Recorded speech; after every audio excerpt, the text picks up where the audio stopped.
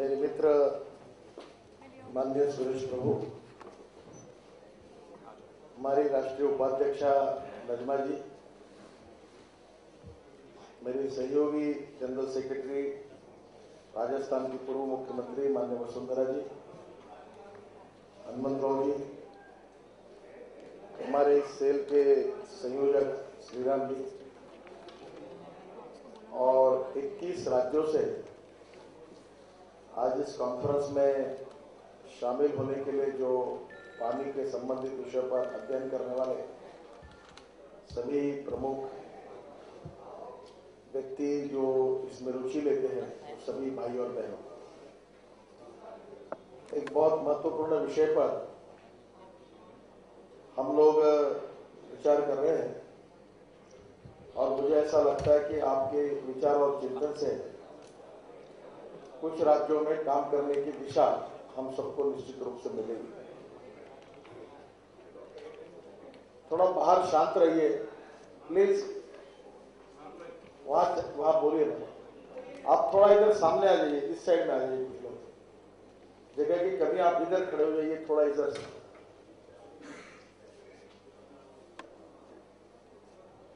47 के बाद हमारे देश के नियोजन में अगर सबसे बड़ी कोई गलती हुई है तो हमने पानी को महत्व नहीं दिया। मुझे कहते हुए दुख होता है कि आज इंडस्ट्रियल ग्रोथ रेट के बारे में हम चिंता करते हैं, प्रधानमंत्री भी बार बार इसकी चिंता जताते हैं, पर एग्रीकल्चरल ग्रोथ रेट की कोई बात नहीं करते। ये कहते हुए मुझे संकोच होता है कि अनेक राज्यों में हमारा एग्रीकल्चर ग्रोथ रेट इतना कम है कि वहां गांव की और किसानों की हालत बहुत ही खस्ता है। 2.5% एवरेज ग्रोथ रेट है और इसलिए ऐसी स्थिति में ये 65% ऑफ द पॉपुलेशन, इसका क्या होगा? और पानी का संबंध विकास के साथ है। अभी भी एक बहुत बड़ी कमी है और भारतीय जनता पार्टी का हमने तय किया कि जब भी हमको अवसर मिलेगा तो इस गलती को सबसे पहले हम सुधारेंगे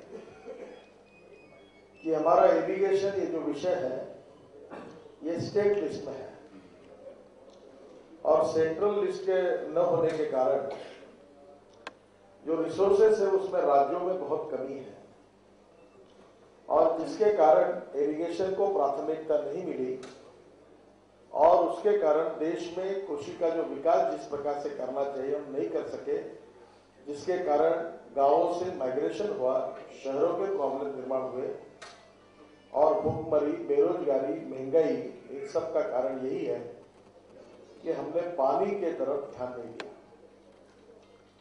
मेरी बात को आप शायद एकदम सहज रूप से आपको स्वीकार होने में थोड़ी अड़चन जाएगी, पर एक गुजरात में अगर नर्मदा का पानी 14 नदियों में छोड़ दिया और water management drip and sprinkler का उपयोग करके उन्होंने अपने एग्रीकल्चर प्रोडक्शन को 14% तक लेके गए और मुझे लगता है कि 1 एकड़ पानी में अगर ड्रिप से अगर यूज करते हैं तो एग्रीकल्चर प्रोडक्शन 3 गुना बढ़ता है। और इस्राएल में हम लोग गए थे, वसुंधरा जी मेरे साथ थी और मैं तो इस पर काम भी करता हूं। इतना एक बड़ा इम्पैक्ट है कि हमारे यहाँ में शुगर केन लगाते, इस बार एक हमारे अच्छे किसान ने शुगर केन में 265 की जात थी, वैसे भी प्रोडक्शन के लिए अच्छी है और उसने ड्रिप लगाया, उसका पर एकड़ प्रोडक्शन 140 टन हुआ। अब 1700 रुपए टन के भाव से 140 के पैसे के 2 लाख रुपए लग जाएंगे और उसमें से 25 से 30 हजार रुपए का खर्चा छोड़ दिया जाए तो 1,70,000 रुपए पर एकड़ उनको फायदा हुआ। और मैं जब अभी गया था तो मैंने जो लखोपति किसान बने थे उनका सत्कार किया, 140 किसानों का सत्कार किया। आप देखिए, एक बार उसके हाथ में अगर पैसा आएगा तो गांव की इकोनॉमी बदल जाएगी और गांव की इकोनॉमी अगर बदल जाएगी तो शहरों के प्रॉब्लम नेचुरल रिजल्ट के रूप में कम हो जाएंगे। और इसलिए पानी ये हमारे लिए बहुत महत्वपूर्ण बात है, जिससे हमारे लिए, जैसे हमने पहले बताया कि 2 इंपॉर्टेंट सेक्टर्स है, इंडस्ट्री एंड एग्रीकल्चर। इंडस्ट्री में 4 बातें जरूरी है, water, power, transport and communication. और एग्रीकल्चर में सबसे जरूरी है पानी, बाद में fertiliser, seed, power, capital cost with lower interest और उसके साथ टेक्नोलॉजी। मुझे लगता है इनका बायोटलॉज अगर उपयोग किया तो एग्रीकल्चर प्रोडक्शन इतना अच्छा हो सकता है और उसमें हम लोग काफी आगे जा सकते हैं। पर दुर्भाग्यवश पानी न होने के कारण ऐसी स्थिति है। राजस्थान में वसुंधरा जी ने अनुभव बताया, कितने दूर पर कुछ नहीं। अनेक राज्यों में अब मैं काफी घूमने का मौका मुझे मिलता है, हवाई जहाज से ऊपर से देखता हूं, कुछ नहीं, एक तक पेड़ नजर में नहीं आता। पानी की ये जो हालत है इसके तरफ हमने ध्यान नहीं दिया। तो सबसे पहली इंपॉर्टेंट चीज है कि हम लोग जो पानी है उसका यूटिलाइजेशन किस प्रकार से करें और उसमें वाटर मैनेजमेंट के रूप में क्या सोचें। एक इंपॉर्टेंट बात है कि हर साल बरसात में बाढ़ के कारण हमारे किसानों का, हमारे गांवों का कितना नुकसान होता है। मैं बिहार के चुनाव में इस समय काफी बिहार में घुमा, गांव गांव में ऐसी नदी अंदर घुस गई, गांव बर्बाद हुए, ऐसे हजारों लाखों एकड़ तक पानी पानी अंदर घुसा हुआ है। पटना से निकलता हूं तो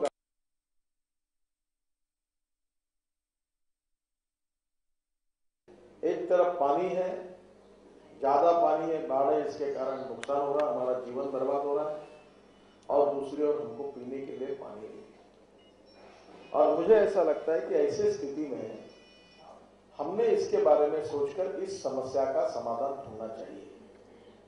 समाधान ढूंढा जा सकता है क्या?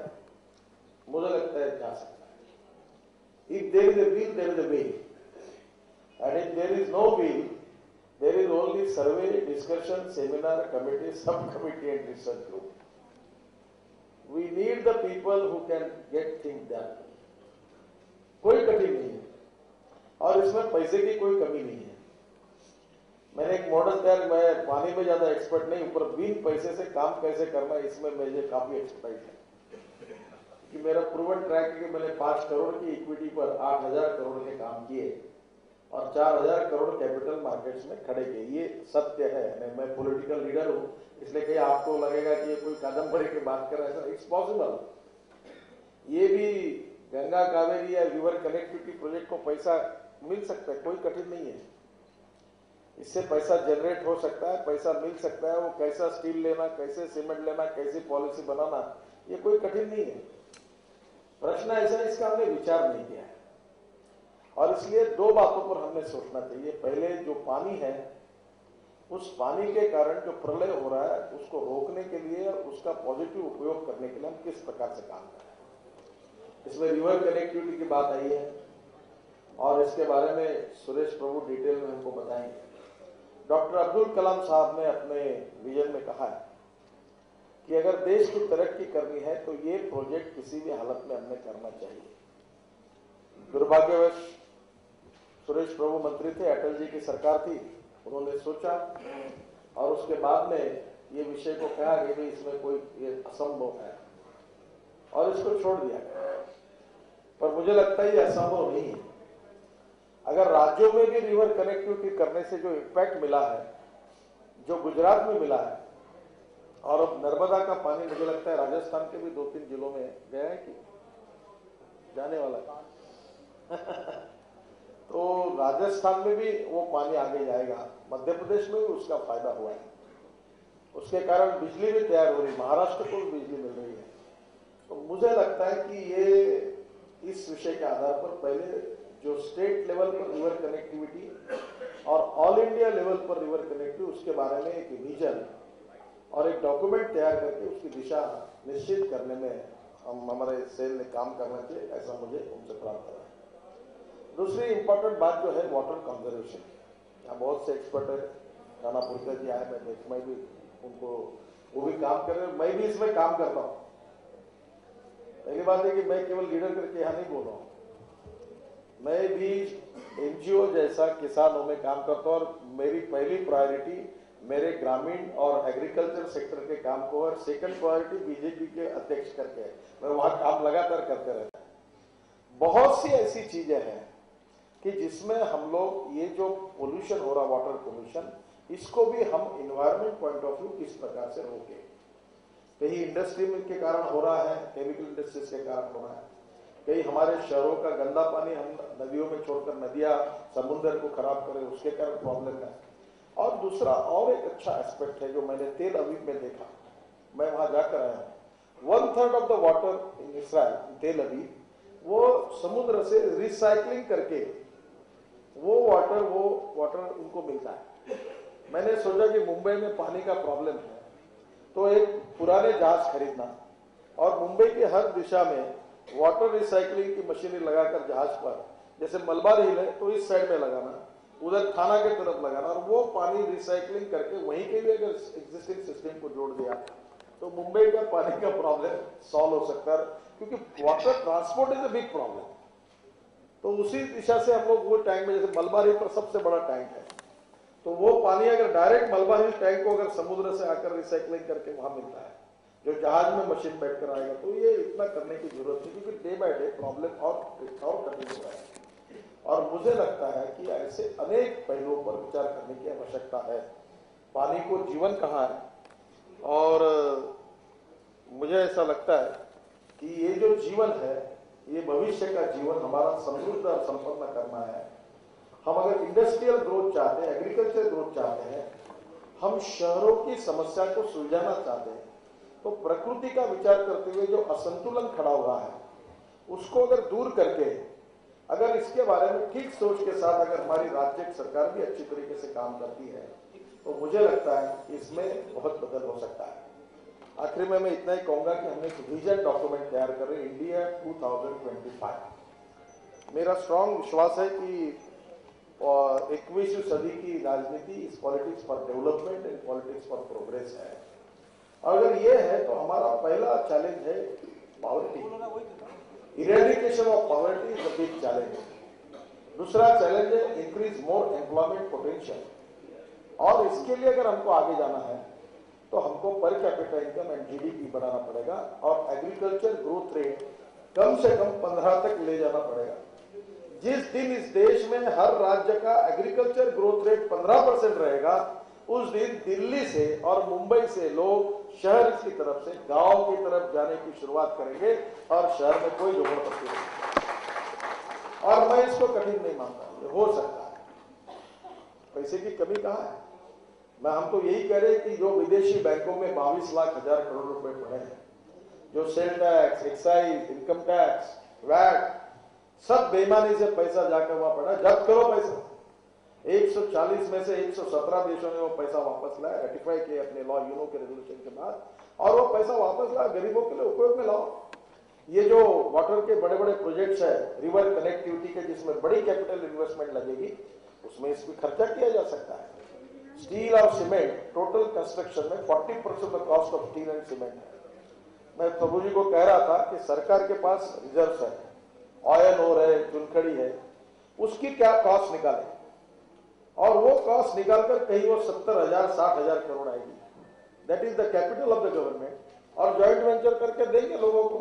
वो कहेंगे कि 25% ऑफ द प्रोडक्शन आप कॉस्ट प्राइस पर हमको दो, दैट इज, यही हमारी कंडीशन है, तो आपको आयरन और डिपॉजिट मिलेंगे, तो आपको हम लोग ये इसका क्ले के डिपॉजिट देंगे, लोग जरूर लेंगे। और वो सीमेंट अगर कॉस्ट प्राइस पे मिलता है तो that can be use for our infrastructure projects, express highways है, रोड्स है, ब्रिजेस है, टनल्स है, और ये हमारे रिवर कनेक्टिविटी के प्रोजेक्ट से इसमें यूज किया जा सकता है, इसमें कोई कठिनाई नहीं। और दूसरी ओर उन्हीं कंपनी को अगर ये कहा जाए कि आपके 10 साल के एक्साइज सेल टैक्स को हम लोग सिक्योरिटाइज करते हैं, तो उतने पैसे का भी स्टील और सीमेंट उधारी पर मिल जाएगा, उनको बैंक लोन दे देगी। तो इस प्रोजेक्ट को लगने वाला 70,000 करोड़ का 80,000 करोड़ का स्टील और लोहा ऐसे ही मिल जाएगा। फिर डीजल है जो काम के लिए लगता है, मशीनरी की एडवांस बैंकों से मिलेगी। और जो ग्रेजुएट इंजीनियर्स हैं, महाराष्ट्र में मैंने प्रयोग किया था कि जो सिविल इंजीनियर डिप्लोमा होल्डर्स है और डिग्री होल्डर्स है, उनको 15 लाख रुपए के काम विदाउट टेंडर दिया। परिणाम ये हुआ कि महाराष्ट्र में आज 37,000 कॉन्ट्रैक्टर्स, ये सिविल इंजीनियर्स डिप्लोमा होल्डर्स है या अच्छे हैं और वो अच्छा काम कर रहे हैं। तो वो लोग सब ये अर्थवर्क के काम कर सकते हैं, इसमें एम्प्लॉयमेंट क्रिएट होगा। 1,000 करोड़ की जब इन्वेस्टमेंट होती है तो 1 लाख लोगों को डायरेक्ट और इनडायरेक्ट रोजगार मिलता है। तो ये जो हमारा वाटर प्रोजेक्ट है, रिवर कनेक्टिविटी प्रोजेक्ट है, ये करोड़ों युवकों को रोजगार देगा, किसानों का उत्पादन बढ़ाएगा, एग्रीकल्चर ग्रोथ रेट बढ़ाएगा, वाटर ट्रांसपोर्ट इसमें से शुरू होगा और हजारों मेगावाट हाइड्रो पावर जनरेट होगी। और मुझे लगता है उसके कारण ये जो ग्लोबल प्रॉब्लम्स आ रहे हैं हमको क्लाइमेट के, इसमें भी ग्रीनरी बढ़ेगी और बहुत अच्छे तरीके से देश की तरक्की होगी। और इसलिए water is one of the important factor as per the development is concern. और इस विषय पर आज बहुत अच्छी चर्चा यहाँ हुई है और मुझे ऐसा लगता है कि इसका उपयोग एक विजन डॉक्यूमेंट बनाने के लिए होना चाहिए। मैं श्री राम से प्रार्थना करूंगा कि इसके अलग अलग सेक्टर से आज अभी एक्सपर्ट लोग यहाँ आए हैं। राज्य सरकार ने क्या करना चाहिए, इसके ऊपर एक निश्चित रूप से दिशा इसमें से मिलेगी।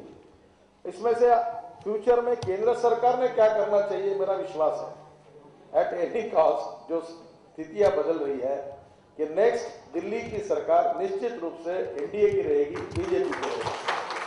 अब तब हम कमेटी अपॉइंट करके स्टडी करेंगे तो 3 साल जाएंगे, तो क्यों नहीं हमारी प्रोफाइल तैयार करके रखें कि चुन कर आए तो हमको ये करना है, ये हमारी दिशा है, ये हमको करना है। तो मुझे लगता है कि you can donate eye but you can not donate vision. Lack of vision is a big problem.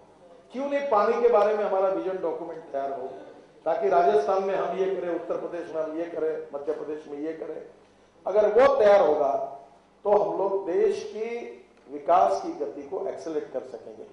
तो मैं आपको इसमें आप बहुत अच्छे इसमें आज का कार्यक्रम हुआ है। श्री राम ने तो अमेरिका में अपनी एमबीए है, अपनी सर्विस छोड़ दी और इस काम के लिए पूर्ण समय उसने देने का तय किया है। ये सेल, वाटर मैनेजमेंट सेल हमारे देश में पहला पॉलिटिकल पार्टी ने ऐसा सेल खोला है। मुझे बहुत खुशी है कि एक अच्छी दिशा में हम काम कर रहे हैं और आगे भी इसमें से और अच्छा काम होगा, ये विश्वास व्यक्त करते हुए इसकी एक्टिविटी को हर राज्य में 21 राज्यों के लोग यहाँ आए हैं, आपके राज्यों में भी आप इसका अध्ययन करिए। जो एक्सपर्ट लोग हैं वो कोई भी पार्टी के हो, उनसे सलाह मशवरा करिए।